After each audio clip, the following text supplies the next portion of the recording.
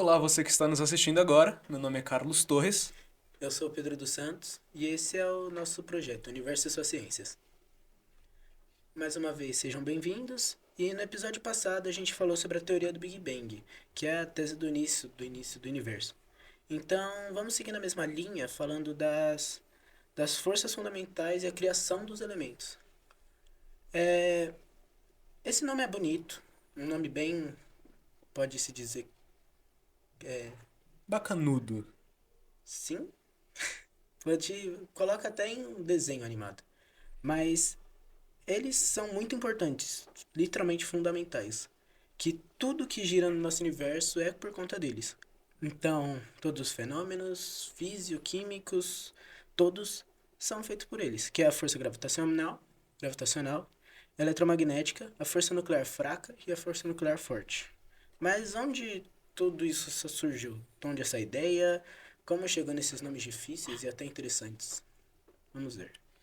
Ok, vamos por partes. Se a gente for pegar nos primórdios das ideias mirabolantes sobre o funcionamento de tudo, do universo, pelo menos no Ocidente, tinha o tal do Aristóteles, que falava que a matéria é contínua, ou seja, dá para dividir ela infinitamente, e que o universo possui cinco elementos: a água, a terra, o ar, o fogo e o éter, e que quatro deles eram regidos por duas forças: a gravidade, que era a tendência da terra e da água de afundar, e a leveza, que era a tendência do ar e do fogo de subir. O éter era um negócio mais diferentão, já que ele ficava fora do planeta, depois da órbita lunar, segundo os gregos. Aí tinha um cara que se chamava Demócrito, que acreditava que a matéria era indivisível, e indivisível em grego se chama átomo. Beleza, mas no que isso é importante pra gente? Bom, Aristóteles acabou de fornecer uma pergunta com essas ideias, e Demócrito também. Como e do que a matéria é feita e que forças existem? A discussão sobre a matéria ser contínua ou não durou mais um pouquinho, desde a Grécia Antiga até o século XX. E olha que ainda se discute a existência de partículas menores do que as menores que nós já temos. Mas enfim, a gente acabou descobrindo os elementos do jeito que a gente conhece no século XVIII, e com isso foram criadas mais evidências para acreditarmos nos átomos. É uma linda história de origem, uma boa bagagem de contexto. Agora vamos falar da parte mais técnica, das quatro forças atualmente existentes e como elas influenciam nossa vida. Vamos começar falando de alguns conceitos importantes para a gente ter uma melhor absorção desse conteúdo. Primeiramente, nós temos as nossas atuais partículas elementares, pelo menos da matéria, que são os quarks. Existem seis tipos de quarks, mas a nossa matéria comum, a que a gente vê no nosso dia a dia, é composta por somente dois deles: o quark up e o quark down. E eles têm três cores, os quarks em geral, na verdade: vermelho, verde e azul. Três quarks formam um hadron, mas não fiquem encucados com isso não. Para a gente vai só considerar nesse vídeo aqui que três quarks vão formar ou um próton ou um nêutron. Isso vai depender da quantidade de quarks up e quarks down dentro dessa partícula. Tem também a tabela de partículas que abriga os bósons, que são partículas que carregam as forças fundamentais. É como se fosse um corpo possuído. É por elas que as forças fundamentais agem. O corpo seria a partícula seria o corpo. E a força fundamental seria o espírito que possui esse corpo.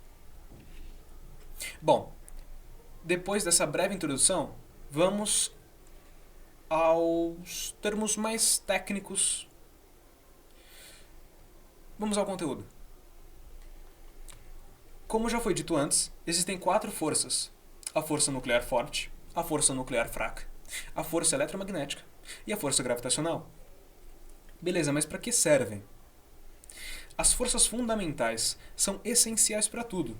Na verdade, estão diretamente ligadas à matéria.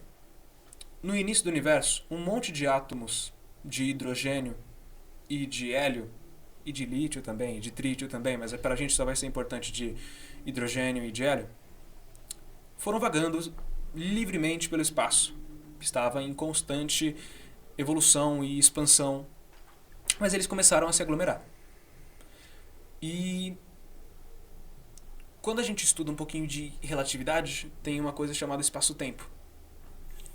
E quando você coloca uma bola em cima de um lençol, por exemplo, esse lençol fica deformado, a bola afunda.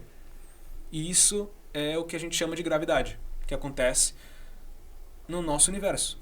O lençol é o espaço-tempo. Tanto a força com que aquele objeto vai atrair as coisas ao redor, quanto o tempo ao redor dele vão ficar deformados. A força vai ficar maior, aliás. E beleza.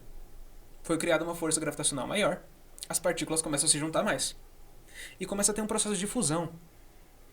Que nesse processo de fusão, vários átomos de hidrogênio se juntam para formar um átomo de hélio. Nesse processo, quem domina mais ou menos o que faz um próton virar um nêutron para esses átomos de hidrogênio virarem um hélio é a força nuclear fraca. Então, um quark up vai se transformar num quark down e vai liberar um bóson W positivo. Então a gente vai ter uma transformação de um próton para um nêutron e a gente vai ter a formação de um núcleo de hélio. Aí beleza.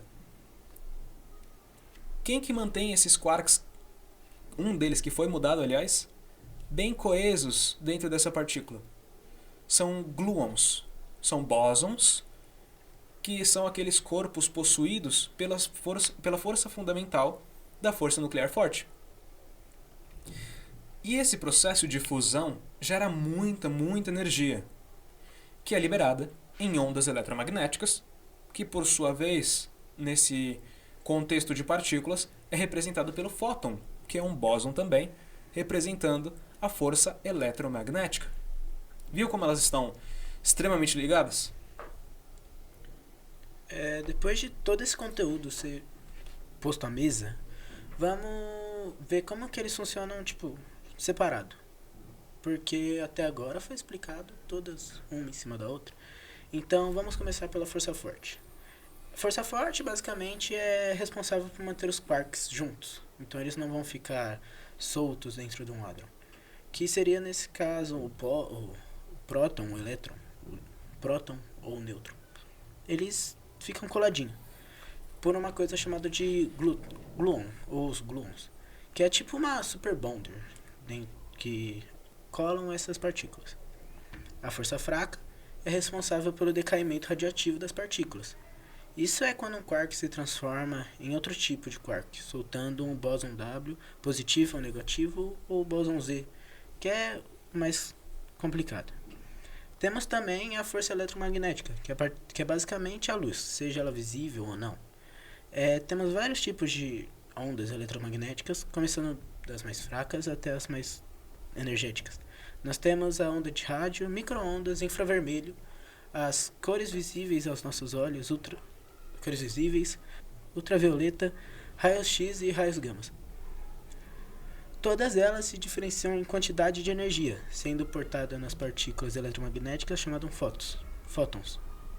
Esses fótons que fazem os elétrons pularem de camada, nossa pele queimar, nossos olhos enxergarem, as forças eletromagnéticas que fazem os átomos se juntarem, por conta da atração entre átomos. Também fazem ímãs e os cabeamentos da nossa casa terem alguma utilidade. Aí só falta uma, que é a força gravitacional. A gente não tem muita certeza da existência de bósons da força gravitacional, pois não temos muitas evidências reais que comprovem a existência da partícula e entre outras. Mas já foram achadas por meio de cálculos e sabemos de alguns dos seus efeitos mais óbvios e seu nome bonito, graviton. Uma evidência para a comprovação da gravitação quântica é o efeito Casimir, que ele basicamente teoriza que se você tiver um balde com água no vácuo do espaço e que tem duas plaquetas de ferro ali dentro, paralelamente posicionadas, elas vão se unir. Mas a explicação para isso é o conteúdo para outro vídeo. um conteúdo um pouquinho mais aprofundado e tem várias interpretações. Então, dito isso, é isso por hoje. Nós vamos ficando por aqui. Muito obrigado. Se você gostou, deixe o seu like. E se você tem alguma crítica, deixe nos seus comentários. Muito obrigado. É isso e até mais. Até a próxima.